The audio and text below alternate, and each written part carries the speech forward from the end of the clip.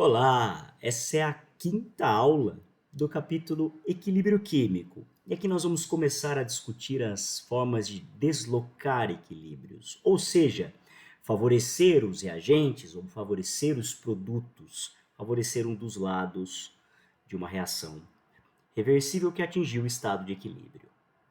Nós utilizaremos aqui o princípio de Le Chatelier para entender as mudanças a partir de perturbações que são feitas em um equilíbrio, onde se observa que os equilíbrios fogem dessas perturbações, quase como são teimosos aqui, bem informalmente. Nosso primeiro fator é a temperatura. O aumento da temperatura vai favorecer o lado endotérmico. Portanto, elevar a temperatura favorece o lado que absorve calor, ao passo que a redução de temperatura favorece a reação que é exotérmica. Acompanhem comigo na tela um exemplo do equilíbrio N2O2 com NO, onde o ΔH positivo é fornecido, deve ser interpretado como sendo, então, no processo direto endo e no processo inverso exotérmico. Já sua expressão de constante em termos de concentração de NO ao quadrado sobre concentração de N2 e O2. Ao elevar a temperatura desse equilíbrio, nós teremos um favorecimento da formação de NO, consequentemente, uma diminuição nas concentrações dos reagentes, o que impacta no valor da constante. Vamos lembrar, as constantes de equilíbrio, elas são afetadas pela temperatura. O que nos permite concluir, então, que para reações que são endotérmicas, no sentido direto, com ΔH positivo, o aumento da temperatura aumenta o valor da constante de equilíbrio. E para as reações que são exotérmicas, no sentido direto, o aumento da temperatura diminui a constante de equilíbrio.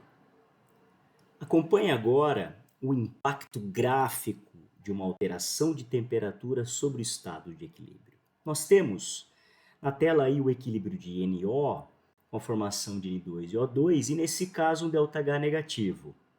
É o oposto do exemplo anterior. Então, no sentido direto, exo, e no sentido inverso, endo. O gráfico desse processo, você vê na tela, implica aqui em uma questão. No tempo t, até o tempo t, o sistema estava em equilíbrio e no tempo t ocorreu um aumento ou uma diminuição da temperatura. Repare que a partir do tempo t a concentração de NO ela aumenta até o tempo t' estabilizar novamente e as concentrações de N2 e O2 elas diminuem a partir do tempo t. Houve aumento ou diminuição de temperatura? Houve um aumento de temperatura. O aumento ele favorece o processo endotérmico.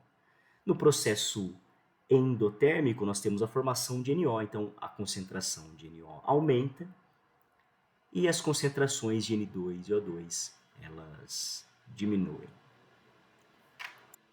E para finalizar, a influência da temperatura sobre os equilíbrios e começar a entender os deslocamentos de equilíbrio, terceiro exemplo, onde nós temos o equilíbrio de N2O4 com 2NO2, onde o N2O4 é um gás incolor e o NO2 um gás castanho. Tem uma imagem que mostra uma ampola desses gases confinados e a cor característica em cada temperatura. A menos 196 graus Celsius, nós temos uma predominância da substância incolor e a elevação da temperatura vai alterando essa cor até que a 50 graus Celsius uma grande predominância do gás castanho. A pergunta é, esse processo ele tem ΔH positivo ou negativo? É um processo endotérmico ou exotérmico? Ora, uma vez que o aumento da temperatura favoreceu a formação da substância de cor castanha, nós temos um ΔH positivo, ou seja, no sentido direto o endo e no sentido inverso exotérmico. Se você chegou até aqui, muito obrigado e até a próxima aula.